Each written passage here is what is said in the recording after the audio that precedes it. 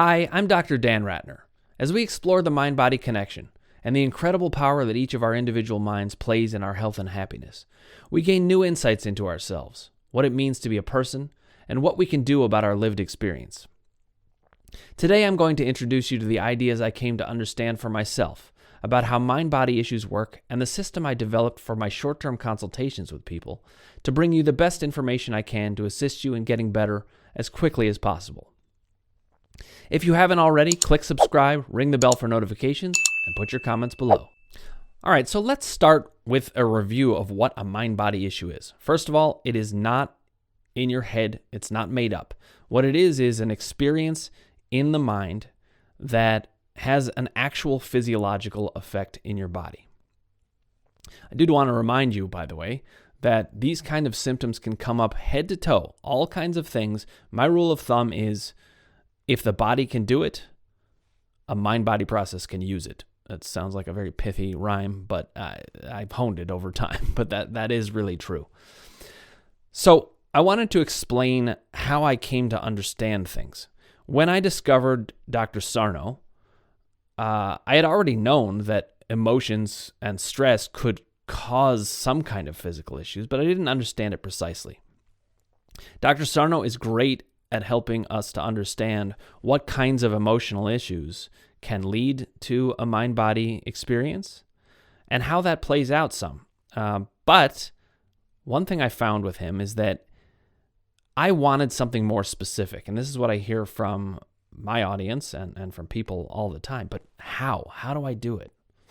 And what can I do to develop a protocol with myself to figure out how I can deal with this in a moment-to-moment way? So Sarno provides great information, and he's incredibly convincing, and ultimately you need to be convinced that it's a mind-body issue. And once doctors have cleared you of anything that's life-threatening or anything that they can understand, if it's not explainable by them, it's a mind-body issue. And now we're going to talk about how to deal with that. So Dr. Sarno talks about how emotions affect how you're going to process pain. If you're not aware of that, then you're going to process pain like it's just pain, like there's something physically wrong with me.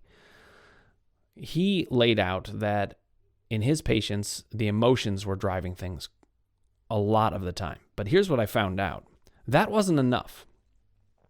One thing, and I don't say this critically of Sarno, he's such a hero of mine and he saved my life. But one thing I found out is that you're going to need to understand your doubt. Obviously, that's the name of this podcast. You're going to need to understand how doubt works.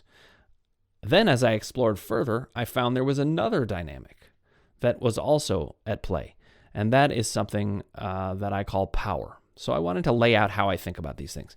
When I do a short-term consultation, there are 3 columns that I like to gather information on, explain, and then give strategies of how we're going to deal with them. The 3 columns are the emotions column, the doubt column, and the power column. For each of these 3 columns, there are some action steps that I can either recommend as possible action steps or that you can explore and see which fits for you. And that's the key. It's going to be about how your individual mind works with each column. So these videos can be helpful together. And I would encourage you, if you haven't seen the first one of the mind-body connection, go back to it. There are basics, the basics of how to deal with these situations and how I think about them. And they're going to be important to understand each other. Today, we're going to deal with the emotions column. Next week, we'll deal with the doubt column. The week after that, the power column. And then I'm going to get into action steps the week after that. And then we're going to review in a more deep dive way. So today is just about emotions. How do you use the emotions column? Okay, so first of all, I wanted to explain what the emotions column is, really how it's useful. And the way it's useful is to understand the onset of your symptoms or the uptick in an existing symptom. So the timing of these things is important. And let me just say, actually, a downturn in your symptoms is also important in emotions. We're trying to understand what is happening. And one thing I want to tell you is that mind-body issues actually make sense. They're going to seem like they don't a lot of the time. But the reality is they do, and I'm trying to articulate and share how you can understand these things so that it will make sense to you. Now, one of the ways you're going to be able to make sense of things eventually is that the timing of the onset of a symptom, a new symptom, or an uptick in an old symptom, or a downturn in a symptom, the timing always matters, and it is exact to the second. Your brain is processing things so quickly, it's not going to wait. And its link to the body is so strong and so direct. In fact, they're really one, as I think about it, that it's going to happen instantaneously. So we can get a lot of clues from the timing of the symptoms. Now, what do I do when people come to see me? When they come to see me and we start to work on the emotions column, my job is to help you articulate your themes by understanding your past and the repetitive themes that come up. So, what do I mean by this? The broad strokes of your life are the ones we're looking for. We're not looking for a theme of a very generalized thing like, I don't like when people disrespect me. Nobody likes when people disrespect them. What you want to do is connect it to your past. How have you been disrespected in the past? And what were the ways in which it hurt? You know how you can sometimes be disrespected in a way that doesn't really hurt? Where you're like, yeah, that's annoying, but it doesn't hit me at my core. Here we're dealing with things that hit you at your core. The themes of your life that really matter. When people come to me in a short-term consultation or in group consultations or in the seminars that I'm going to have, it's undoubtedly going to happen. People are going to come and they're going to say, okay, well, this is a theme. And they'll say it. And what I found is they generally need my help articulating the specifics of that theme. And they need to understand what kinds of things apply. So I'm going to talk about what kinds of things apply. First of all, it is big ticket items. You're not going to generally get a symptom because your dinner order was wrong. That's the example that often comes to mind when I think about this. But you can get a symptom from losing someone you care about, feeling betrayed by somebody that you care about. So what we want to do is hone in on what it means to you. It's not going to be the same for everybody. You need to know what this means to you.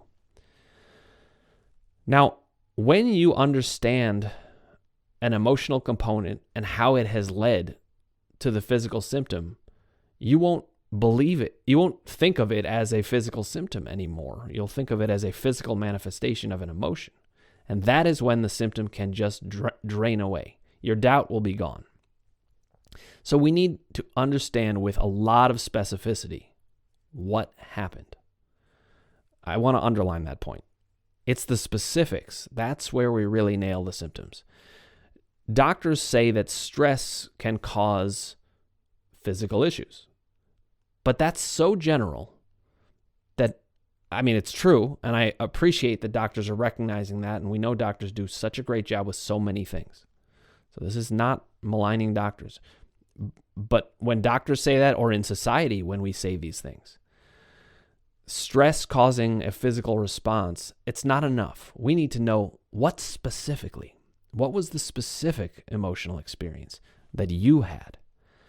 And some people work with journaling on this. I know Nicole Sachs, who is one of the members of the mind-body field who has done great work.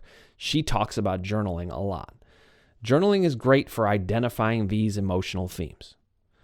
I find journaling is a lot less helpful when the issue is doubt or power, and I'll get into that in future videos. But if you're looking for a way to discover what's going on for you, talking to someone or journaling are great ways of doing it. In the end, though, this is about you understanding your emotional life. It's not someone else telling you. So, you're going to need to play a very active role.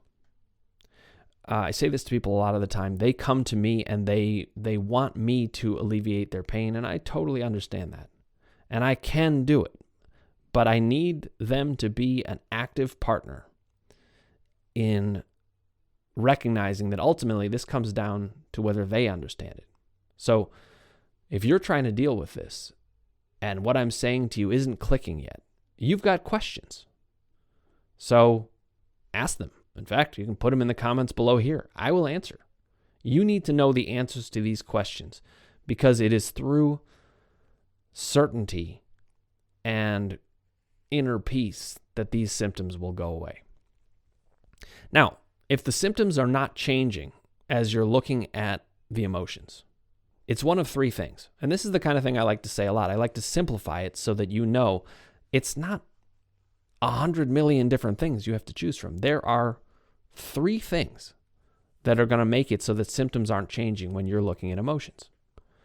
One is, it may not actually be an emotional issue at this point. It was at the onset or the uptick, but eventually it can become simply about doubting whether this is a mind-body issue, whether mind-body issues can be cured, or whether you yourself are capable of curing it, or maybe whether the person you're working with is capable of helping you. Doubt can become its own thing. We're going to talk about that in the next video next week. It also can be a power issue.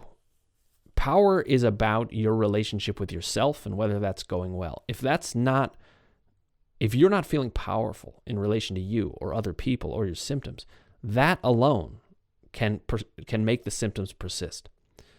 But when you've got an uptick in a symptom or you've got a new symptom that's come on, the first place you want to look is emotion. So the third reason that it's not getting better when you're looking at emotion is you may not have nailed the emotional aspect.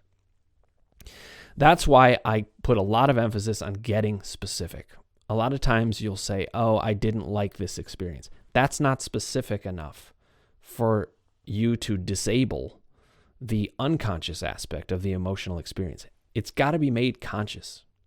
In the end, that's what we're talking about with the emotions column, is making it conscious so that you can know specifically what's going on for you.